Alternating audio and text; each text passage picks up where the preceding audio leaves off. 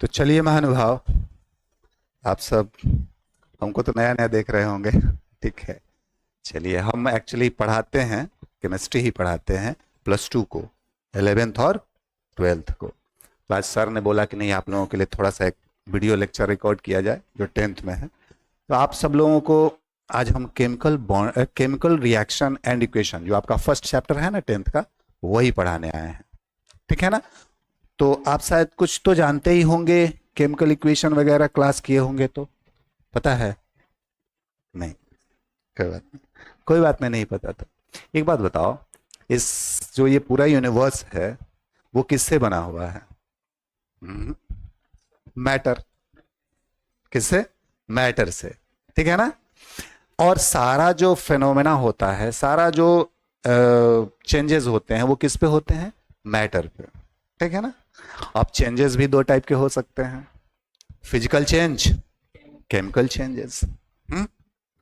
तो जो physical changes है, जैसे आप नॉर्मली आप घर पे ही, अपने घर से ही शुरू करो केमिस्ट्री। आपको पता है ना कि आपका जो किचन होता है ना, वो सबसे बड़ा केमिस्ट्री का लैब होता है।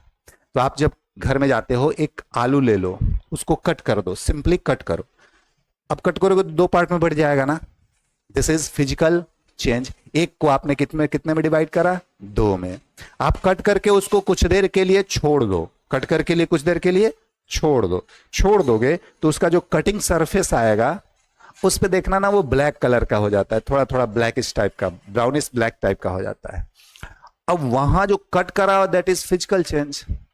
जो आपने उस पर जो चेंजेस देखे, वो उसका क्या है?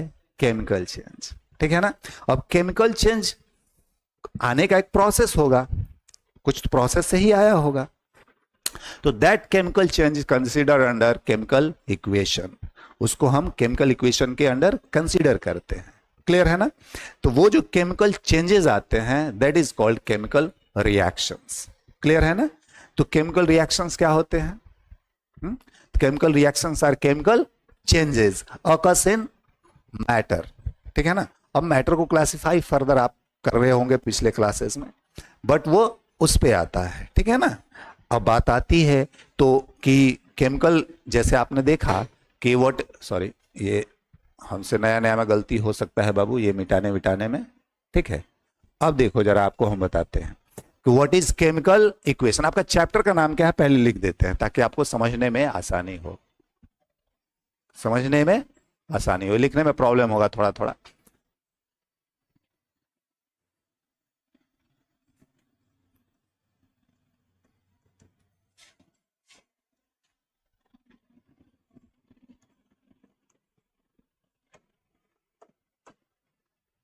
ठीक है ना। शॉर्ट में ऐसे लिख दिए हैं, chemical reaction and chemical equation. पहले तो केमिकल रिएक्शन को समझ लेते हैं, फिर हम बाद में केमिकल इक्वेशन को समझेंगे। तो what is chemical reaction? Chemical reaction is chemical change. ठीक है ना। केमिकल चेंज ही आपका क्या है? केमिकल रिएक्शन है। तो इसको हम केमिकल चेंज भी बोलेंगे। ठीक है ना। अब केमिकल चेंज जो होता है, उसको रिप्रेजेंट भी तो करना है हमें। ठीक है ना। तो कैसे रिप्रेजेंट करेंगे? तो उसको जिस मेथड से हम रिप्रेजेंट करते हैं, जिस तरह से रिप्रेजेंट करते हैं, that representation is called as chemical equation.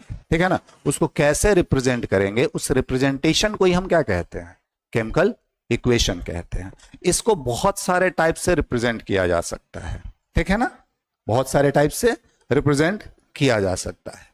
तो सबसे पहला आप लोग हमने दिखाया कि what is chemical equation. Chemical equation is chemical change. ठीक है। अब केमिकल चेंज को रिप्रेजेंट करना है, तो रिप्रेजेंट करने के लिए कोई तरीका होना चाहिए। ठीक है ना। वो तरीका ही क्या कहलाता है? केमिकल इक्वेशन कहलाता है। ठीक है ना। तो सबसे पहली बात कि केमिकल रिएक्शन को आपने देखा,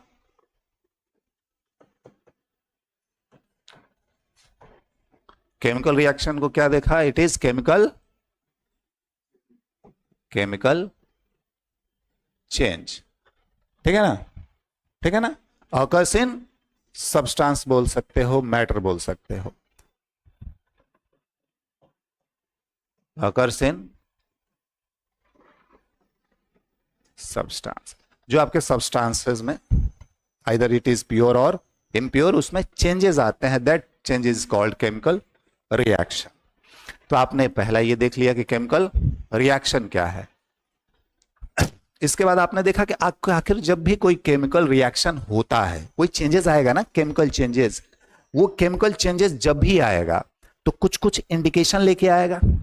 कैसे आप ऑब्जर्व बोलोगे, प्रिडिक्ट करोगे कि नहीं दिस इज केमिकल चेंज और this is physical change, clear है ना।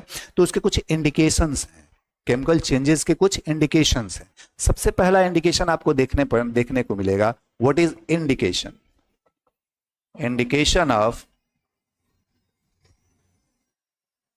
Chemical changes.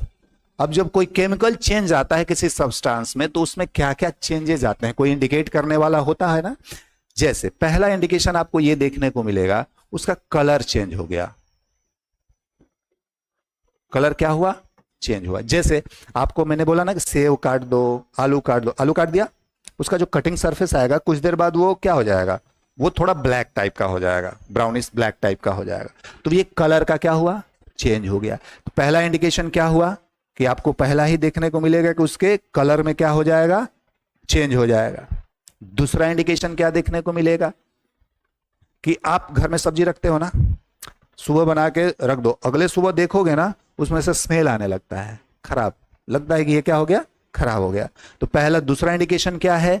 Change in smell, change in smell. तो स्मेल में चेंज आ जाएगा, क्लियर। दूसरा इंडिकेशन कलर में आया, ठीक है ना, किस में आया? स्मेल में आया, ठीक है ना। तीसरा, कभी देखोगे ना, कभी आप कूड़ा कचरा के ढेर में जाना ना, उसमें से बहुत सारी बदबू आती रहती है, देखा है। यहां पर जो कचरा का ढेर है आपने देखा होगा, जाइएगा उधर से तो आपको नाक बंद करके जाना होगा, ठीक है ना। ऐसा क्यों? क्योंकि उसमें जो जो कचरे वगैरह डाले जाते हैं ना, वो सड़ते रहते हैं, सड़ते हैं तो उसमें से बदबूदार गैसेस निकलती हैं, ठीक है ना। वो गैसेस जो रिलीज होती हैं वो भी इंडिकेशन है किसका? केमिकल चेंजेस का। उस कचरे में कुछ ऐसा रिएक्शन हो रहा है जिससे वो गैसेस रिलीज होती हैं, ठीक है ना। तो इसमें आपने देखा कि गैस का रिलीज होना, ठीक है ना। तो रिलीजिंग गैसेस, ठीक है ना, गैसेस रिलीज हो जाएंगे, वो भी इंडिकेशन है किसका? केमिकल चेंजेस का, ठीक है ना। टेम्परेचर का चौथा नंबर, आपने कभी देखा होगा, जैसे आप घर पे आप किसी दुकान पे जाना, ठीक है ना, वहां आप देखे होगे ना, चूना हांडी में रख के वो पानी में डालता है ना, कभी आप उसको देखना, छूओगे ना तो वो गर्म हो जाता है, ठीक है ना। पहले तो पानी गर्म नहीं था, नीचे आग तो लगाया नहीं है, फिर गर्म कैसे हो गया? तो कुछ ना कुछ उसमें केमिकल चेंजेस आए होंगे। तो ये भी टेम्परेचर चेंज भी क्या है आपका, ठीक है, केमिकल रिएक्शन का इंडिकेशन है, इंडिकेट करता है कि वहां कुछ केमिकल रिएक्शन क्या हुआ है, क्लियर। तो ये सारे पॉइंट्स आप समझ गए होंगे कि केमिकल रिएक्शन क्या है। तो it is chemical change occurs in substance और मैटर। इसके इंडिकेशन क्या क्या है, कैसे हमको इंडिकेट होगा कि कोई रिएक्शन हुआ और ये रिएक्शन केमिकल रिएक्शन है, या ये चेंज क्या है, केमिकल चेंज है, ये कैसे हमको ऑब्जर्व होगा? तो ऑब्जर्व करने के कुछ इंडिकेशंस हैं। देखो, जैसे कलर का चेंज हो जाना, कलर चेंज हुआ, it indicates chemical changes. Smell का चेंज हो जाना, ये आपको क्या इंडिकेट करेगा? Chemical changes. अब कहीं गैस रिलीज, आपको कचरे वाले एग्जांपल दिए ना, जाते हो तो आप नाक बंद करके जाते, क्यों? वहां से गैसेस क्या होती हैं, बदबूदार गैसेस निकल, तो ये भी वो इंडिकेशन है कि वहां उस कचरे के अंदर कुछ ना कुछ रिएक्शंस हो रहे हैं, बैक्टीरिया वगैरह खा रहे हैं, किसी चीज को सड़ा रहे हैं, वहां से गैसेस रिलीज हो रही हैं। तो यह भी एक क्या है, इंडिकेशन है किसका? केमिकल चेंज का। और टेम्परेचर भी चेंज होना, ठीक है ना, टेम्परेचर का क्या हो जाना, चेंज होना, क्लियर है। जैसे आपको बुखार हो गया, बुखार हुआ तो आपका शरीर क्या हुआ, गर्म हुआ, गर्म हुआ ना, ये भी इंडिकेशन है आपके अंदर केमिकल चेंजेस का। कुछ केमिकल चेंजेस आए हैं जिससे आपके केमिकल रिएक्शंस जो है ना अल्टर हो गया है, उससे आपके शरीर का टेम्परेचर क्या हो गया है, बदल गया है। तो ये सारे क्या है, इंडिकेशंस हैं केमिकल चेंजेस का, कोई दिक्कत नहीं है। तो अभी इंडिकेशन आपने देखा कि कैसे हम किसी को आइडेंटिफाई कर सकते हैं कि ये चेंजेस केमिकल चेंजेस है और ये चेंजेस फिजिकल चेंजेस है। अब केमिकल, कुछ एग्जांपल आपको बताते हैं। आप कभी मान लो किसी के साथ कभी लड़ाई हो गया, ठीक है, लड़ाई कर लिया, आपने किसी को मारा, ठीक है ना, आपने किसी को मारा तो उसको चोट लगा, वो रोने लगा, दिस इज फिजिकल चेंज। लेकिन आपने जहां मारा मानो वहां ब्लड कोगुलेट हो गया, ब्लड जम गया, दिस इज केमिकल चेंजेस, ठीक है ना। तो ऐसे चेंजेस आते हैं। तो आपने अभी देखा क्या, केमिकल रिएक्शन क्या है, इट इज केमिकल चेंज। इस अब कोई केमिकल रिएक्शन या केमिकल चेंज आता है तो उसके इंडिकेशंस क्या क्या हैं, कैसे इंडिकेट होंगे, तो ये सारे इंडिकेशंस हैं, और भी इंडिकेशंस हैं।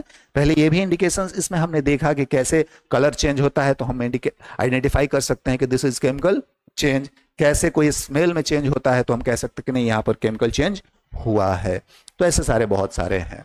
उम्मीद है आपको ये समझ में आया है, कोई दिक्कत नहीं है। जहां तक बातें लिखने की है तो वो तो सर आपको शायद पीडीएफ वगैरह सर प्रोवाइड कराते हैं।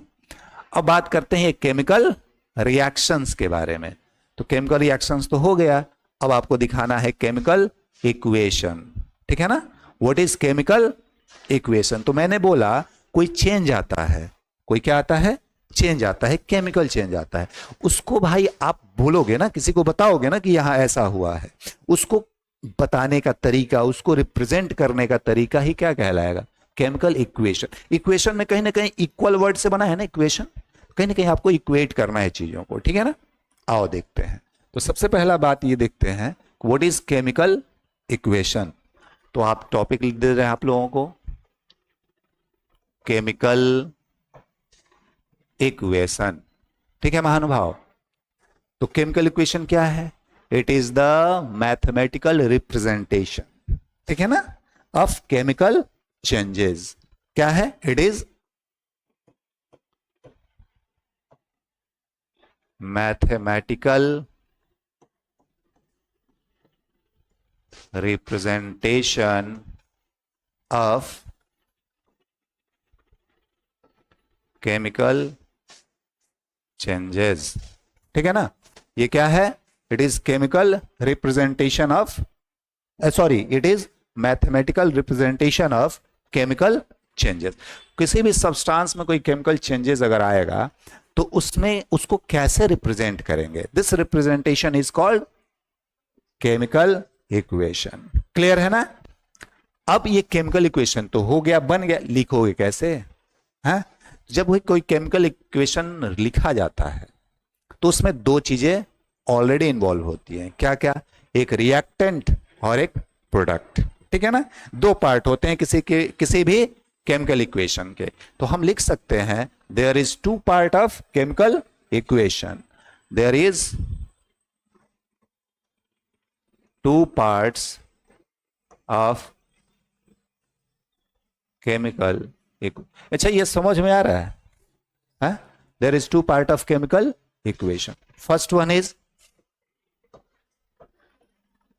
Reactant and second one is product. क्या ये जानते थे, क्या जानते थे ना, थोड़ा बहुत तो याद आ रहा होगा, ठीक है।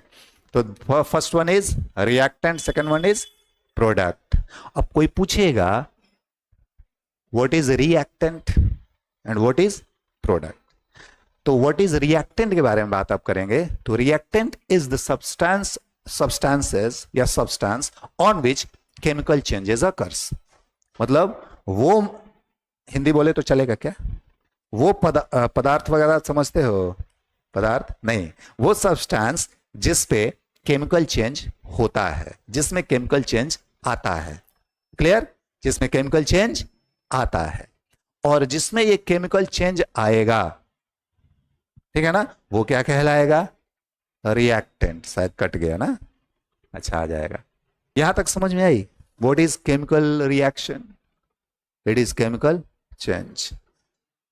वो किसके साथ होगा, किसके साथ होगा, सब्सटेंस के साथ। या तो तुम्हारे साथ होगा, हमारे साथ होगा, बेंच के साथ होगा, आलू के साथ होगा, प्याज के साथ होगा, मसाला के साथ होगा, किसी के साथ तो होगा ना। All are considered as matter, ठीक है। तो यहां इसमें जो भी है सब क्या है, मैटर है। तो उस question, the mathematical representation of a chemical change. अरे भैया जो मान लो किसी मतलब आलू काटा तुमने, ब्लैक हो गया ना। अब पूछेगा कोई बताओ हुआ क्या, उसको रिप्रेजेंट करोगे ना अपने इस एक्टिविटी को, कैसे रिप्रेजेंट करते हो, that representation is called chemical equation, और इसको मैथमेटिकली रिप्रेजेंट करना है। क्लियर है ना? मैथमेटिकल रिप्रेजेंटेशन क्या कहलाएगा? Chemical equation. इसके कितने पार्ट होंगे? 2 पार्ट। पहला क्या, अरे यार पहला क्या था पार्ट, दिख रहा है क्या? ठीक है, पहला क्या था? रिएक्टेंट। और दूसरा क्या पार्ट था महानुभाव? प्रोडक्ट। अब कोई पूछता था ना कि व्हाट इज रिएक्टेंट, हाँ ठीक है ना, तो वो सब्सटेंस जिस पे कोई केमिकल चेंज होता है, ठीक है ना। जैसे आलू प्योर था आपका, कटा हुआ नहीं था, आपने काटा, उसका सरफेस अब क्या होना शुरू हुआ? ब्लैक होना शुरू हुआ ना। पहले जो था सब्सटेंस आलू इज योर रिएक्टेंट, और जो मतलब वो जो ब्लैक हो गया ना पूरी तरह से, अब नया जो बन गया that is your product. Clear? तो the substance on which chemical changes occurs that is called reactant, and the product is the newly formed substance after the chemical changes. Chemical change होने के बाद जो नया बनता है that is called your product. कोई दिक्कत नहीं है? चलो, तो अच्छी बात है। तो आपने क्या देखा? Reactant and product. अब बात आती है ये दोनों जो पार्ट हैं किसी केमिकल इक्वेशन के, इसको किसी केमिकल इक्वेशन में एडजस्ट कैसे करोगे? आपको पता है किसी केमिकल इक्वेशन में रिएक्टेंट को कैसे और कहां लिखा जाता है? नहीं, बोलो कहां? हाँ, reactant always right in left side and product right side में लिखा जाता है। तो देखो, सबसे पहले क्या करते हैं कि किसी भी मैथमेटिकल रिप्रेजेंटेशन में इक्वेशन को कैसे लिखा जाता है? तो मैथमेटिकल रिप्रेजेंटेशन ऑफ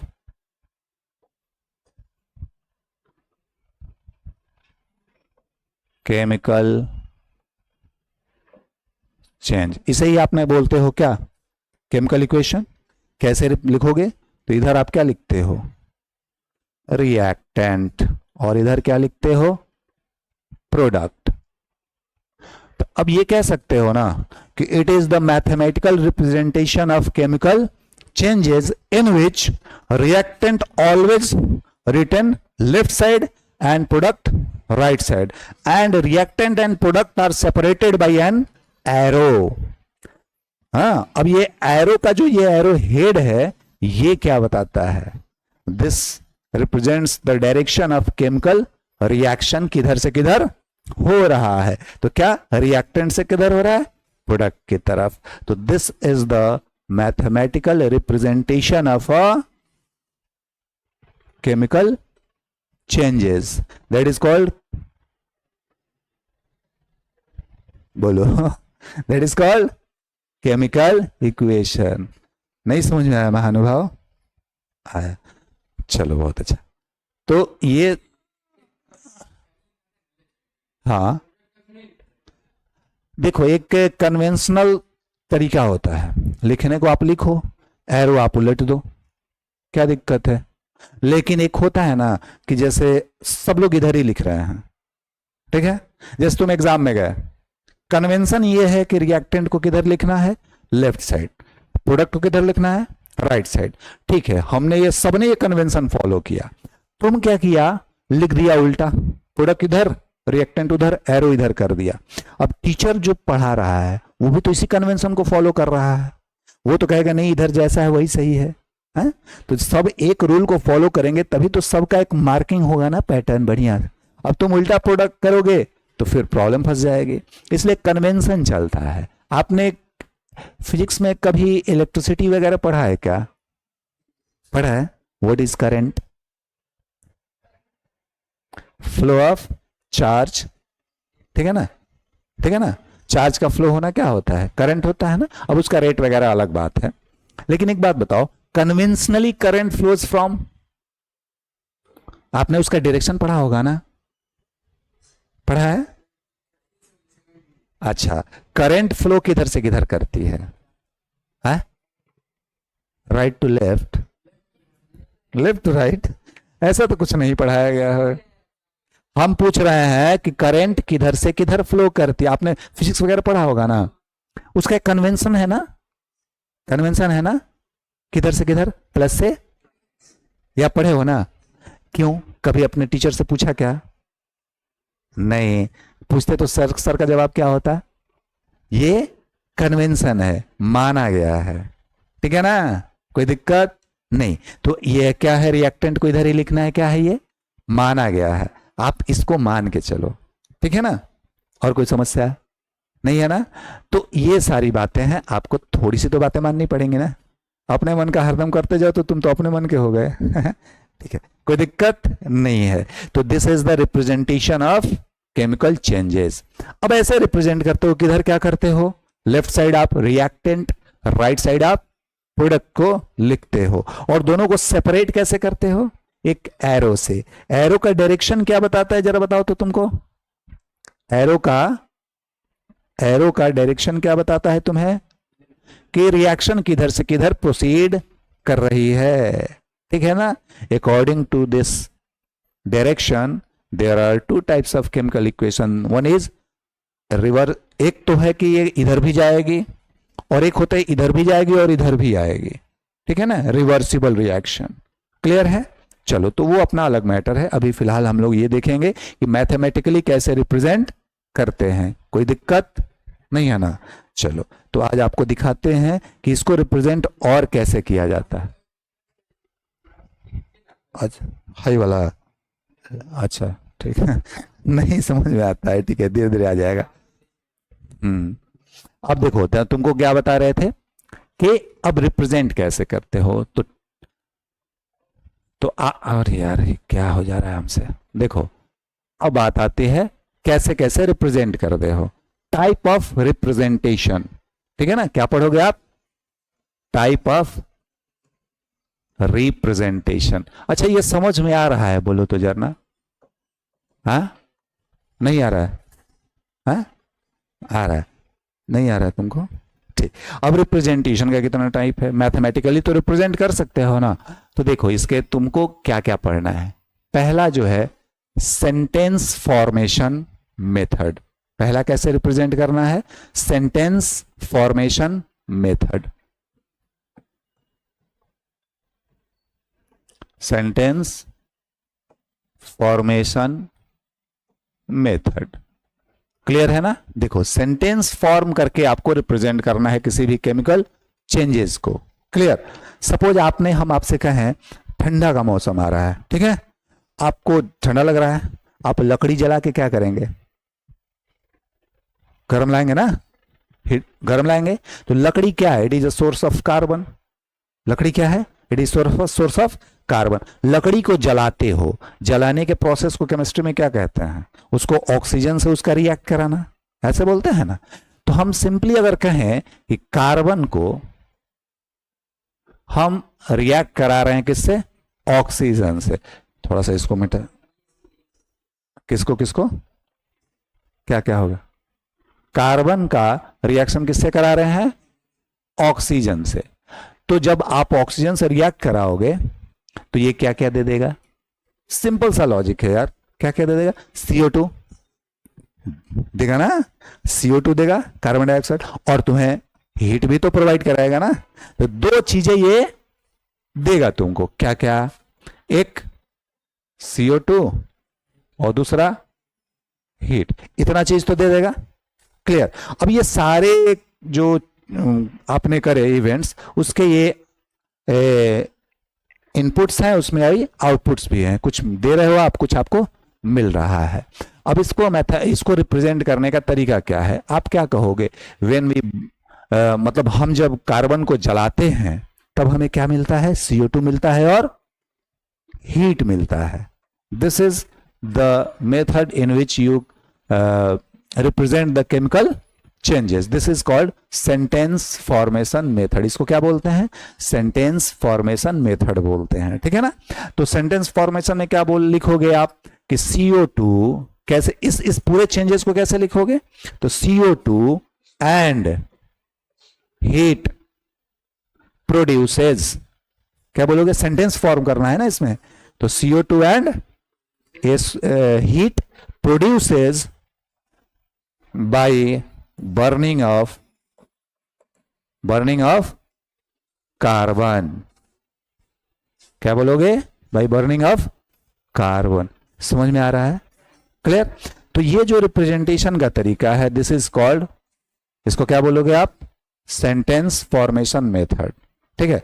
अब ये देखो, एक बात बताओ, पहला मेथड जो आपने देखा, इस सेंटेंस को क्या करता है, सेंटेंस को फॉर्म करके सेंटेंस के फॉर्म में लिखना है, तो ये थोड़ा लंबा नहीं हो जा रहा है, लंबा हो जा रहा है ना। हम चीजों को किसी को लंबा बताएं, लंबा करके बताएं, तो वो कुछ देर में बोर हो जाएगा ना, यार इतना लंबा मत बताओ, थोड़ा छोटा हो तो ज्यादा जल्दी समझाओ। तो इसको छोटा करना है, इस पूरे चीज को, तो छोटा करने के लिए नेक्स्ट मेथड लेके आएंगे। अब नेक्स्ट मेथड में क्या लेके, हाँ बोलो, कैसे होता है बाबू, यहां से, हाँ हाँ, बर्निंग का मतलब ऑक्सीजन से रिएक्ट कराना, बर्निंग का मतलब क्या होता है, ऑक्सीजन से रिएक्ट कराना। कोई दिक्कत, आप यहां हटा के आपको कंफ्यूजन हो रहा है तो लिख सकते हो, by chemical reaction between carbon and oxygen, ठीक है ना, उनके बीच के केमिकल रिएक्शन के द्वारा क्या मिलता है आपको, CO2 और हीट मिलता है। आप कैसे भी लिखो, कोई समस्या नहीं है ना, हमने जस्ट समझाने के लिए लिखा है। अब बात करते हैं इसके बारे में कि अब इसको छोटा कैसे करें, छोटा भी तो करना है, इतना लंबा कौन सुनना चाहेगा आपका, तो छोटा करना है तो दूसरा मेथड लेके आए, ठीक है ना। दूसरा मेथड में क्या है, word notation method. Word notation का मतलब, वर्ड, थोड़ा मेरा इस पे पहली बार है, इस पे लिखा नहीं रहा है सही से, ठीक है ना, वर्ड नोटेशन मेथड। अब इसको वर्ड के फॉर्म में लिखना है, बताना है, तो हम सिंपली कहेंगे कि when carbon reacts with oxygen, because carbon and oxygen are your reactants, carbon and oxygen reacts, तो क्या क्या बनाएगा बाबू, CO2 and heat, clear. This is called word notation method. अब वर्ड के फॉर्म में इसको क्या कर दिए, डिनोट कर दिए, ठीक है ना। अब आप इसमें समझ गए होंगे कि कार्बन और ऑक्सीजन क्या कर रहा होगा, रिएक्ट कर रहा होगा, तो जब रिएक्ट करेगा तो क्या क्या देगा, CO2 और हीट। अब किसी को इतना लंबा ना समझा के आप क्या करोगे, छोटा में समझा दोगे, है।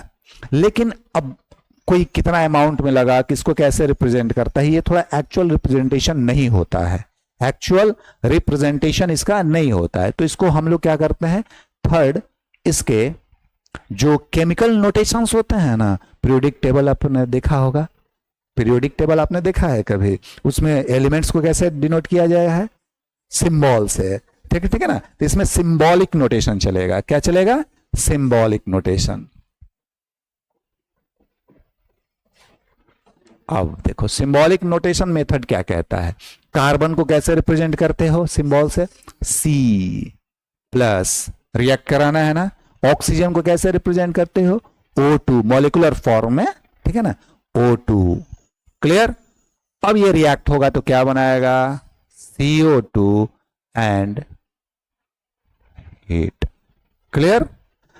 दिस इज सिंबॉलिक नोटेशन, या फिर केमिकल नोटेशन जो उनका होता है, उसमें मेथड में हम लोग क्या करते हैं, रिप्रेजेंट करते हैं दिस। अब हम लोग अभी फिलहाल जो पढ़ रहे होते हैं मैथमेटिकल रिप्रेजेंटेशन, उसमें यही चीज पढ़ रहे होते हैं, ठीक है ना, कैसे किसी चेंज को, केमिकल चेंज को क्या करना है, लिखना है। कोई दिक्कत नहीं, समझ में आया। अब देखो इसमें एक समस्या है, क्या समस्या है, ये आपने जो उसके केमिकल नोटेशंस लिख दिए, इसमें इसके फिजिकल स्टेट को भी इंक्लूड करना पड़ता है, किस फिजिकल स्टेट में ये केमिकल चेंजेस हो रहे हैं। तो कार्बन जो आपने लकड़ी लिया है ना, वो तो सॉलिड फॉर्म में होता है, बहुत अच्छा, ये सॉलिड फॉर्म, उसके नोटेशन के नीचे ऐसे लिखते हैं।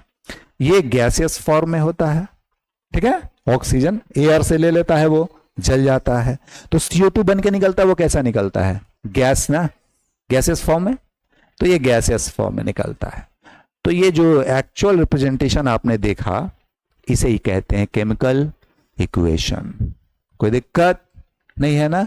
अब ये एरो जो आप देख रहे हो, this is the sign of process. इसको क्या बोलते हैं? प्रोसेस का साइन। इधर से इधर प्रोसेस होके आपको ये आउटपुट क्या हो रहा है? मिल रहा है। कोई दिक्कत नहीं है। तो आपने अभी तक इतना देखा कि व्हाट इज केमिकल रिएक्शन। हाँ बोलो, व्हाट इज केमिकल रिएक्शन? तो chemical reaction is a chemical change occurs in substance. दूसरा, केमिकल रिएक्शन के नोटेशन क्या क्या है? कैसे आप पता करोगे कि ये केमिकल चेंजेस हुआ है? कहीं ये फिजिकल चेंज हो गया तो हाँ, तो कुछ उसके इंडिकेशंस हैं, वो इंडिकेशन आपको मिलेंगे। जैसे गैस रिलीज हो रहा होगा, कचरे वगैरह का एग्जांपल दिए ना, गैस निकलता होगा, तो आप समझ जाओगे कि यहाँ क्या हो रहा है? केमिकल चेंजेस हो रहा है। कलर चेंज हो जाएगा, स्मेल चेंज हो जाएगा, टेस्ट भी तो चेंज हो जाएगा। हाँ, टेस्ट चेंज हो जाएगा ना। उसके बाद आपका टेम्परेचर भी तो चेंज हो जाएगा। ठीक है, तो ये सारे इंडिकेशंस हैं जो ये आपको बताते हैं कि क्या हो रहा है, यहाँ पे केमिकल चेंजेस हो रहा है। कोई दिक्कत नहीं है ना। तो बात करते हैं कि केमिकल चेंजेस के बाद आपको क्या सिखाए? केमिकल। अब उस चेंज को रिप्रेजेंट करना होगा किसी के सामने। कैसे रिप्रेजेंट करोगे? That representation is called chemical equation. ठीक है ना। तो mathematical representation of a chemical equation is called, अरे हम जो बोल रहे हैं वो पकड़ रहे हो हैं? नहीं, ठीक है ना। तो mathematical representation of chemical equation और chemical changes, sorry chemical changes is called chemical equation. कोई दिक्कत नहीं है। तो बात आती है कि उसको रिप्रेजेंट कैसे करोगे। पहले तो उसके रिप्रेजेंटेशन के पार्ट समझो। तो एक दो पार्ट होते हैं उसके, एक रिएक्टेंट पार्ट और एक प्रोडक्ट पार्ट। दोनों को सेपरेट कैसे करते हो? एक एरो से। कोई दिक्कत नहीं है। तो एरो से सेपरेट करते हैं, वो आपने देखा पिछले स्लाइड में। अब उसको रिप्रेजेंट कितने तरीके से करोगे? एक लॉन्ग फॉर्म होता है, एक शॉर्ट फॉर्म होता है। लॉन्ग फॉर्म मतलब एक लंबा लिख करके आपको बताना है, पैराग्राफ टाइप का राइटिंग हो जाएगा। ठीक है ना। उसको बोलते हैं सेंटेंस फॉर्मेशन। ठीक है ना। आप सेंटेंस फॉर्म करो, लकड़ी को जलाए तो CO2 मिला और हीट मिला, ऐसा एक लंबा सेंटेंस बन जाएगा। This is called sentence formation representation. बात करते हैं कि तो लंबा हो जाता है, तो इसको छोटा कैसे करें? छोटा करने के लिए और नेक्स्ट में क्या देखें? Word notation method. इसमें हम वर्ड के थ्रू उसको रिप्रेजेंट करते हैं। जैसे carbon plus oxygen, it gives CO2 and heat. समझ में आया? बहुत अच्छा। और उससे भी छोटा उससे करने का क्या तरीका है? Symbolic notation. इस सिंबॉलिक नोटेशन में हम क्या करते हैं कि सिंबल के थ्रू उसको रिप्रेजेंट करने का कोशिश करते हैं। कैसे? तो कार्बन को कार्बन, अब इस सिंबल में हम क्या करते हैं? उसके फिजिकल स्टेट को इंक्लूड कर देते हैं। किस फिजिकल स्टेट में ये केमिकल चेंजेस हो रहे हैं। कोई दिक्कत नहीं है। तो चलिए, आपने यहां तक देखा, इसके बाद सर आएंगे, आपको पढ़ाएंगे, सर से पढ़िए। ठीक है, कोई दिक्कत नहीं है ना महानुभाव? चलिए, हमने इतना तो सीख ही लिया कैसे आगे पीछे करना है। ठीक है, कैसे आप लोगों को कोई दिक्कत हुआ होगा तो बता देना। ठीक है ना। और कोई समस्या नहीं है? और कुछ पूछना है तो पूछ सकते हैं, कुछ भी पूछना हो, कुछ भी आपको इससे रिलेटेड टॉपिक से, तो आप पूछो। एस यहां पे ना, हाँ, हमने कहा कि जब भी आप नोटेशन के थ्रू इसको, केमिकल नोटेशन के थ्रू रिप्रेजेंट करोगे ना किसी केमिकल इक्वेशन को, तो आपको उसका फिजिकल स्टेट बताना पड़ेगा, किस फिजिकल स्टेट में ये हो रहा है। ठीक है ना। ठीक है ना। और फिजिकल स्टेट कितने होते हैं? 3, सॉलिड, लिक्विड और गैस। ठीक है ना। जैसे ऑक्सीजन यहां गैसियस फॉर्म में है, कार्बन क्या है? Solid form. लकड़ी आप जो लेते हो, लकड़ी को जला रहे हो ना, यहाँ पे लकड़ी जो लेते हो वो सॉलिड फॉर्म में है ना, हार्ड है, शेप चेंज नहीं हो सकता आसानी से, तो ये क्या है? सॉलिड फॉर्म में है। एक बात बताओ, जब ये सॉलिड फॉर्म में है, जब ये सॉलिड फॉर्म में है तो उसको कैसे लिखते हो? S से, लिक्विड को L से, और गैस को G से लिखते हो ना। अब ये ऑक्सीजन आया कहां से? एटमॉस्फेयर से। एटमॉस्फेयर में किस फिजिकल स्टेट में है? गैस। तो गैसेस फॉर्म में ये कंबाइन हुआ। ठीक है ना। कार्बन के साथ ये किस फॉर्म में कंबाइन हो गया? सॉलिड के साथ गैसियस फॉर्म में। और कैसा बना दिया? गैसियस प्रोडक्ट बना दिया। ठीक है ना। और कुछ रेसिड्यू भी बच जाता है इस केमिकल इक्वेशन में, रेसिड्यू को नहीं लिखे हैं। रेसिड्यू मतलब उसके बाद जो बच जाता है, राख बचती है ना, हाँ, ऐसा थोड़ी है कि लकड़ी जलाओ तो पूरा लकड़ी गायब हो गया, हवा बन के उड़ जाता है, ऐसा थोड़ी ना है। कुछ गैस भी निकलता है तो कुछ रेसिड्यू पार्ट भी वहां पर बचता है, तो उस पार्ट को मैंने यहां पर लिखा नहीं है, ठीक है ना। अभी हमने सिर्फ कार्बन को एज अ कार्बन, ऑक्सीजन को एज अ ऑक्सीजन लेकर के समझाने का प्रयास किया। ये समझ में आया? और कोई समस्या नहीं है? हाँ, चलो बहुत अच्छा।